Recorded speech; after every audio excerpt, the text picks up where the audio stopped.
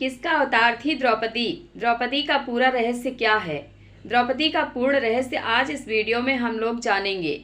आप लोगों से विनती है कि इस रहस्यमयी कथा को अंत तक जरूर सुने। शैव और वैष्णव परंपरा के अलावा भारत में जो एक और आस्तिक शाखा है उसे शाक्त परंपरा के तौर पर जानते हैं। शाक्त यानी कि शक्ति को अपना इष्ट मानने वाले लोग। इस परंपरा में शक्ति का मूल एक देवी ही है। देवी यानी एक स्त्री। यह स्त्री ब्रह्मांड की पहली स्त्री है और इसी से ब्रह्मांड की उत्पत्ति हुई। देवी पुराण में इसका जिक्र कुछ ऐसे होता है कि शक्ति की स्रोत एक देवी ने अपनी शक्ति को 3 तत्वों में बांटा: सृजन, विकास और विनाश। यही तीनों ब्रह्मा, विष्णु, महेश हैं।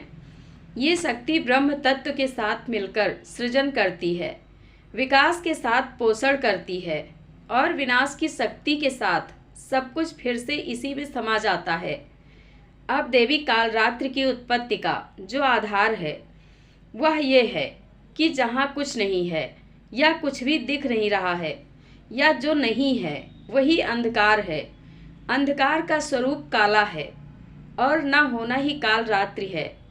सृजन, विकास और विनाश में यही कालरात्रि अलग अलग रूप लेकर सहायता करती हैं। देवी काली या कालरात्रि ज्ञान का ही प्रतीक हैं, जिनके अंदर चेतना का उज्जवल प्रकाश भरा है।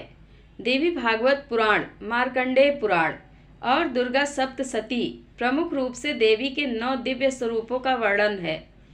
यह 9 स्वरूप नवरात्रि के 9 अलग अलग दिनों की एक एक मुख्य देवी हैं। शैलपुत्री, ब्रह्मचारिणी, चंद्रघंटा, कुष्मांडा, स्कंदमाता, कात्यायनी, कालरात्रि, महागौरी, सिद्धिदात्री। इसमें 7वीं देवी कालरात्रि हैं, जो देवी काली का ही सौम्य स्वरूप है। भले ही उनके गले में मुंडमाल है, हाथ में रक्तिम खड्ग और खप्पर है, लेकिन फिर भी उनका हृदय भक्तों के लिए द्रवित होता है।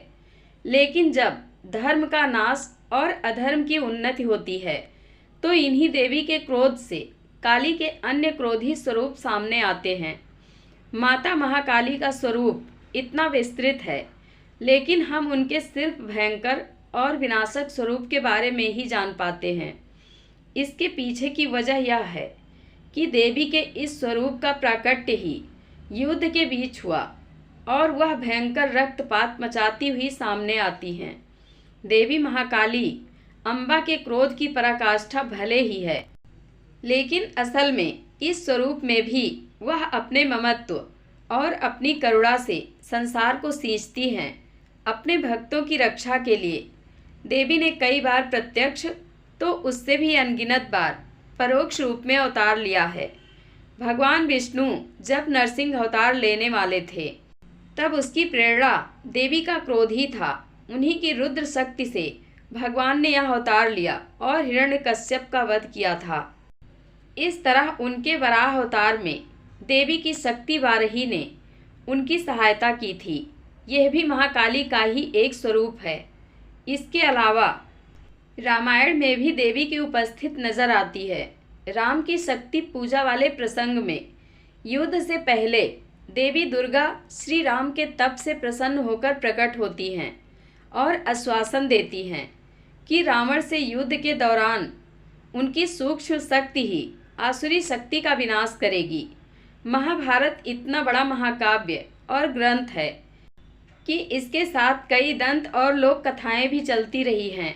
यह ऐसी महागाथा है जिसमें कई अवतारों ने जन्म लिया और धरती पर आए।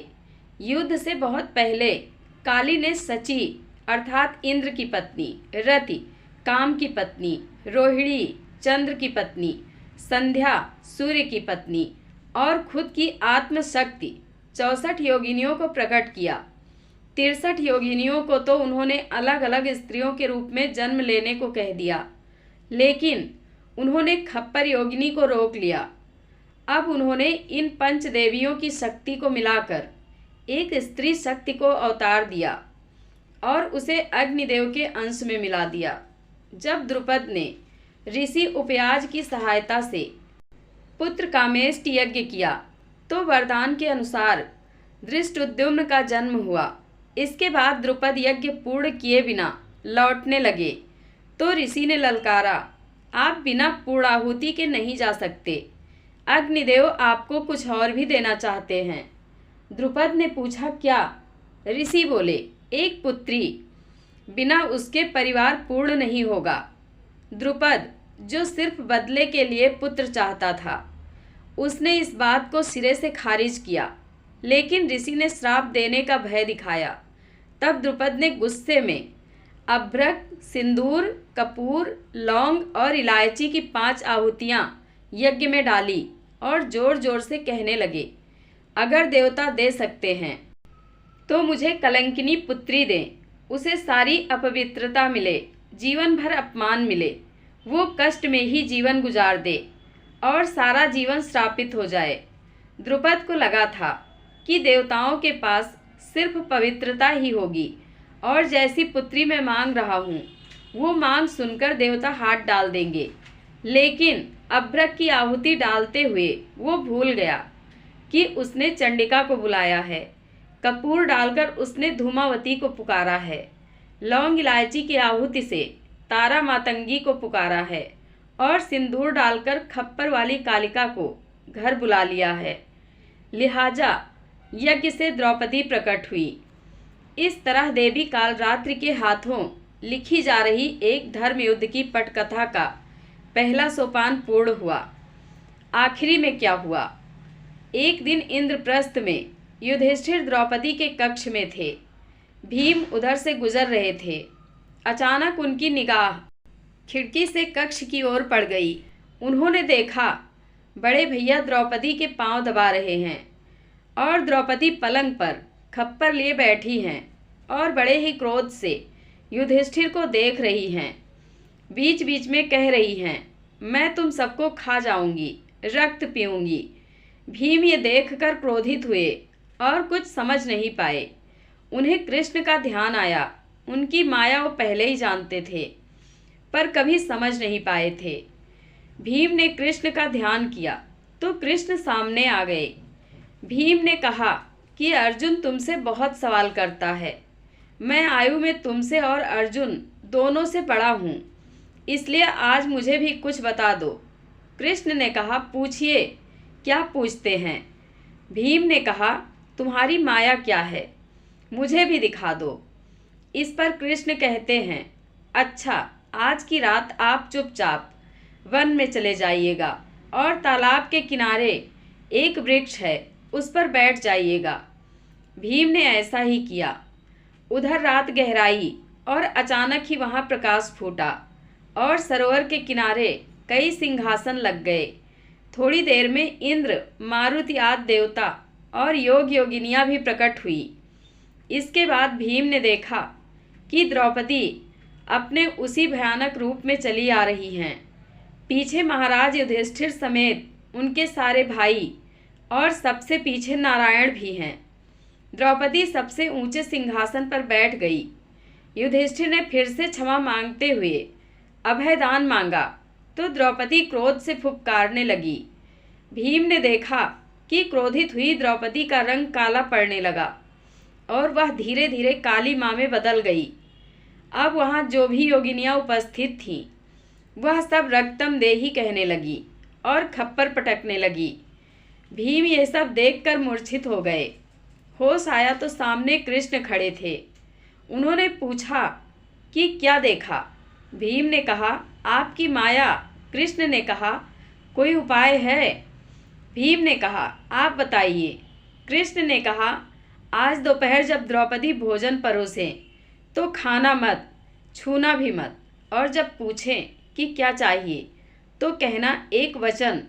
भोजन परोसते हुए द्रौपदी मना नहीं कर सकेंगी। भीम ने ऐसा ही किया। पांचाली ने पूछा, क्या चाहिए? भीम ने तपाक से कहा, हम पांचों को अभय। द्रौपदी ने अभी ये सुना ही था कि कृष्ण आ गए और बोल पड़े कि छठे प्राण मेरे भी छोड़ दो। द्रौपदी खींच गई और इसी दौरान कुछ बोलने की कोशिश में उनकी जीभ दांत के बीच आ गई। इससे जीभ को घाव लग गया और जमीन पर रक्त की 6 बूंदें गिर गई। इतने में द्रौपदी सावधान हो गई और अन्य बूंदें गिरने से बचा लिया। फिर उसने कहा, ठीक है माधव, जैसा आप कहें। ऐसा कहते ही पांडवों और कृष्ण को अभयदान मिल गया।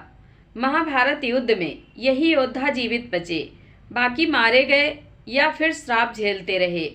युद्ध में अर्जुन नारायण का निमित्त बना, नारायण काली के लिए माध्यम बने और काली का काल रात्रि रूप महाभारत में खप्पर भर भर कर रक्त पीता रहा।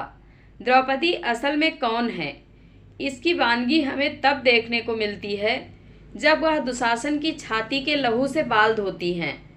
नवरात्र में महासप्तमी, महाअष्टमी, महानवमी ये 3 दिन बेहद खास होते हैं। खास तौर पर ये तीनों ही दिन क्रमशः शक्ति, ज्ञान और ध्यान के होते हैं। सौम्य रूप में ये कालरात्रि महागौरी और सिद्धिदात्री देवी का दिन होता है। यही महालक्ष्मी, महासरस्वती और महाकाली हैं। महाकाली स्वरूप इतना विस्तृत है कि उनके साधिका रूप के ही 8 अलग अलग नाम हैं। दक्षिणा काली, शमशान काली, मात्र काली, कामकला काली, गुहा काली, अष्टकाली, सिद्ध काली और भद्रकाली।